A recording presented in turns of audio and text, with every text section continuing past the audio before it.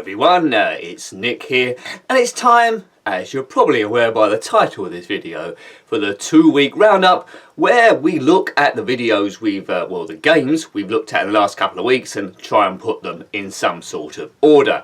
But before we get on to that, thank you very much to everyone who answered or put a comment below last week's video log regarding the gaming community love not war. I was quite touched by the responses on that, so without getting gushy or anything, thank you very much for that. It gave me a lot of strength going forward, so thank you.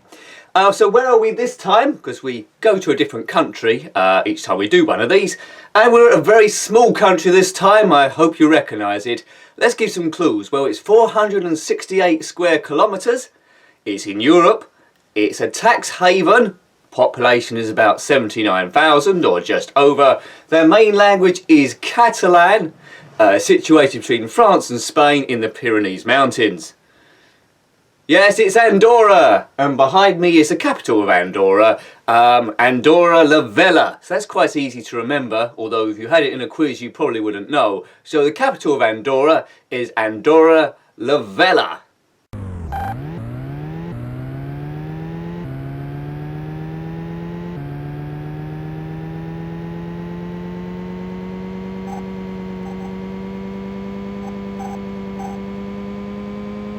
There are a number of old churches situated around Andorra throughout the Pyrenees. This one is St Joan de Casillas Church, built in the 11th or 12th century, somewhere sort of like that sort of area. Don't know quite what it's used for apart from just worship, but there's a number of them. This is one of the more famous ones. So before we look at the top 6, let's look at the pinball games for this last 2-week period.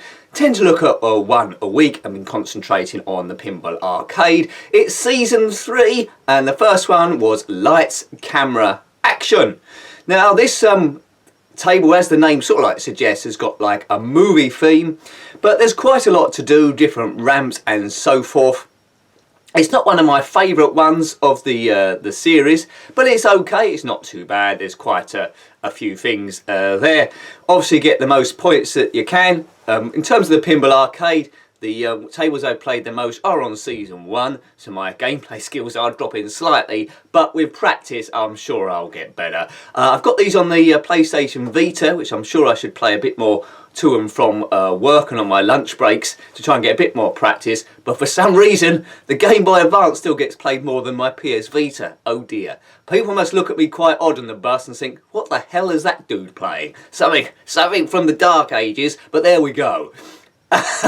And the other table we looked at was High Roller, which is essentially set in a casino, and I have to stay away from this table quite a bit because in my early 20s I had a bit of a gambling problem. It didn't get out of control or anything, but could have done. It got quite close.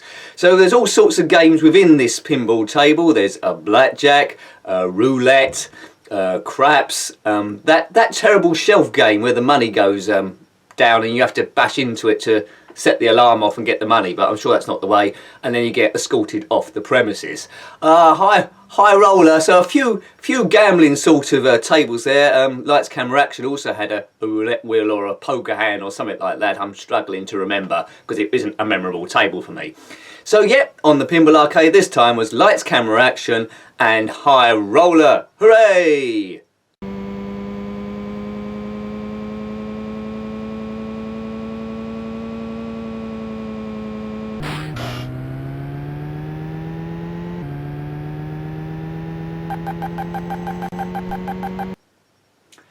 I hope you like skiing because we're in Valnord in the Pyrenees again. Well, all of Andorra's in the Pyrenees, so it's not a big surprise. But this is a ski and snowboarding resort, and it's pretty cold. I think I've come up too high, and I should have taken a coat with me.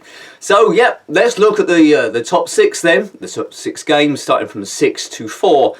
Now this 2-week period I really found it hard to order these, and I've changed my mind on several occasions, and if you ask me in half an hour I'll probably put them in another order, because I thought the games down the bottom was a bit harsh because they weren't particularly bad, but then I don't know, I was shuffling them all over the place. So you tell me your order below because it is quite tight.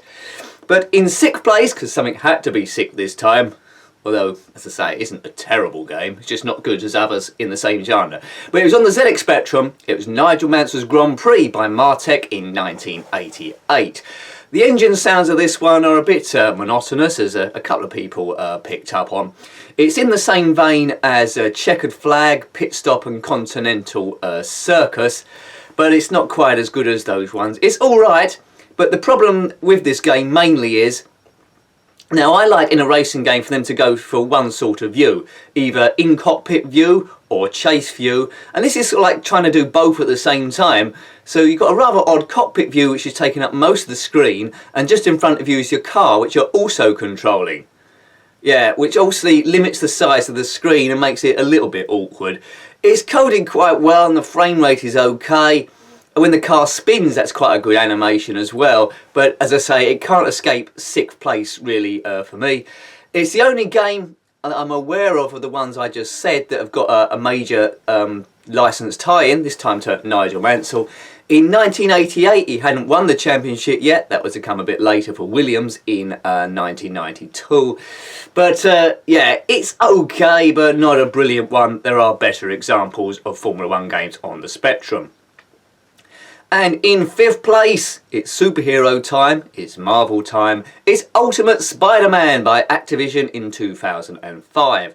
Now there were 3 at least Spider-Man games on the Game Boy Advance, the good old handheld one there, and this one was said to be the best, so I'm a bit ashamed to have it in 5th place. When I did the original ordering before doing this video, I did have it in 3rd.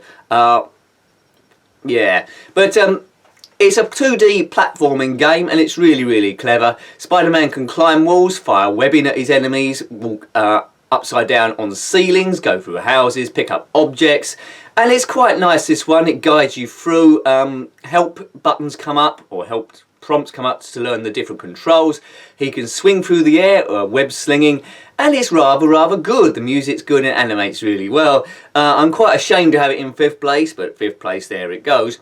It's based more on the comic books rather than the film Spider-Man, and I quite like that retro feel from 2005, as I mentioned there. If you can get hold of this on the Game Boy Advance, you probably won't be disappointed, although I had it in 5th place.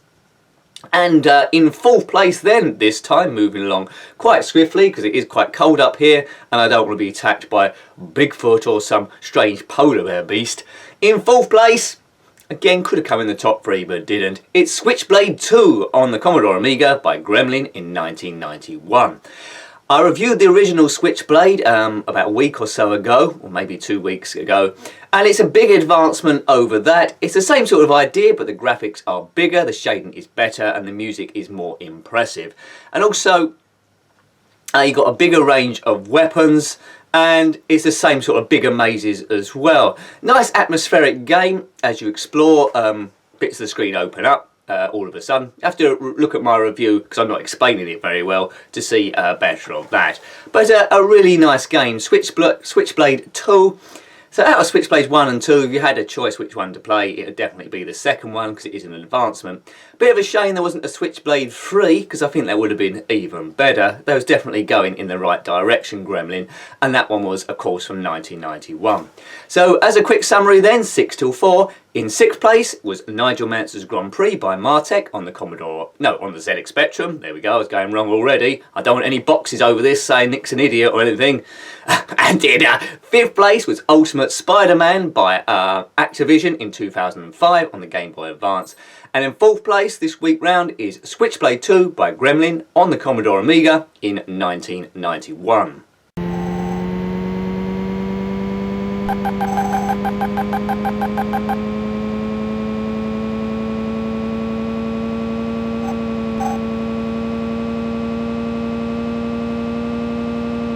Yes, it's everyone's favourite lake in Andorra. It's Lake Engolastus. Did I say that right? Probably not. Lake Engolastus.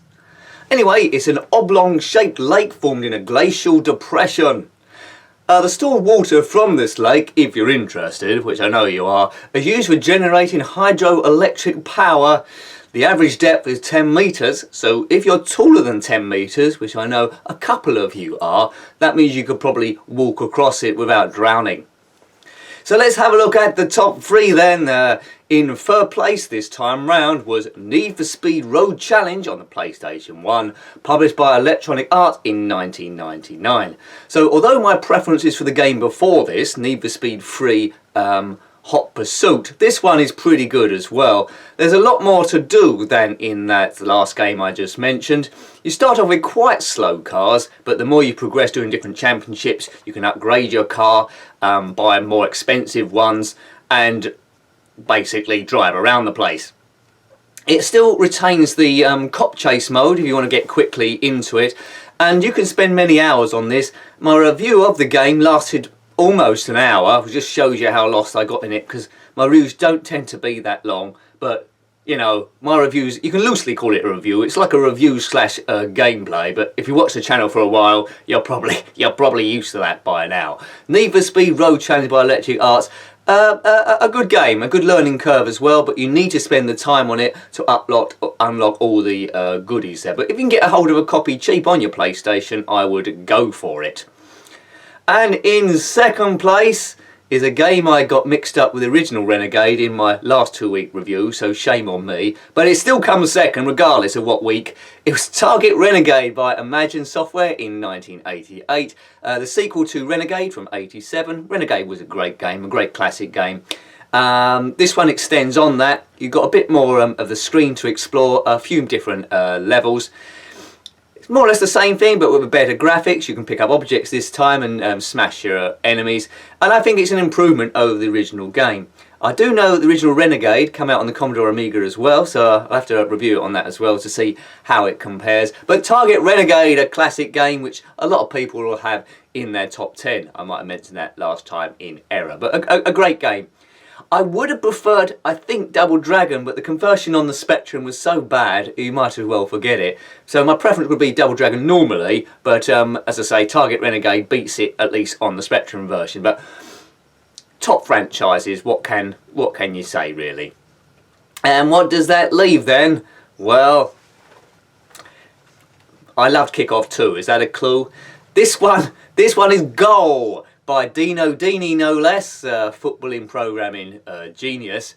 Developed by Dini and Dini Productions and published by Virgin in 1993. The game really should have been called Kickoff 3, but that wasn't going to happen after Dino Dini split with Anco and then went over to Virgin. There was a Kickoff 3, but forget about it. It's not as good as Kickoff 2.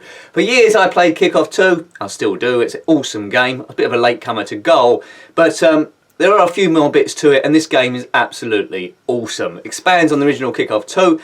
A few extra bits of skill. I think there's passing is a bit easier on it, but you wouldn't have thought so by my gameplay. But there is a bit more to know. So this is maybe replacing my go-to game, really, because I think this can get really, really addictive.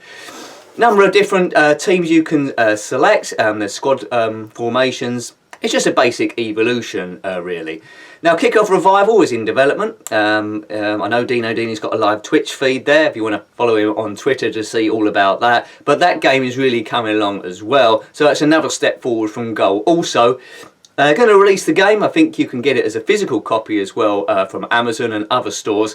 But I think they're going to gradually release DLCs for it to improve the game gradually more and more. So that's going to be absolutely awesome. Open to feedback as well. They are in development, so you know, if you want something to say, send it across and it might be implemented in the game. Can't guarantee it, but you know, they like feedback there. So in the top 3 then we have Need for Speed Road Challenge, a great arcadey racer by Electronic Arts in 1999 on the PlayStation. In second place, Target Renegade, the sequel to Renegade on the ZX Spectrum by Imagine in 1988. And top of the charts this week, a game I'm loving and loving more and more, is Goal by Virgin in 1993. I think the tide's coming in. No, tides don't come in on lakes, do they? Yeah, well done, Nick.